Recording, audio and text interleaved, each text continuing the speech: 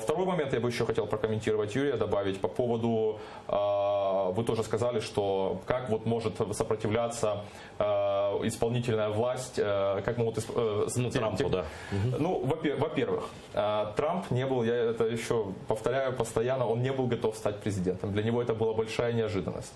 И одно из объяснений почему, потому что я сказал, что, ну, и это известная практика, что с уходом предыдущего президента меняется как минимум 80% состава. То есть вам нужна армия. Вот если ты становишься президентом США, тебе буквально нужно десятки тысяч людей, начиная от обычных там клерков и заканчивая там топ-позициями, чтобы их заполнить. У Трампа не было этих людей.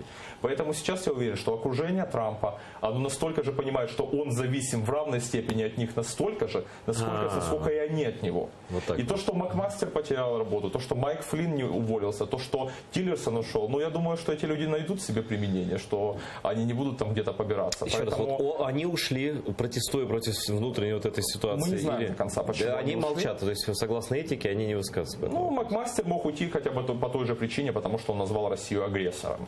И то, что Трампу, возможно, это не понравилось. Но я еще раз хочу сказать, еще один момент. Ну, потому что надо понимать реалии американской политики. Трамп не назначает их, Трамп рекомендует их.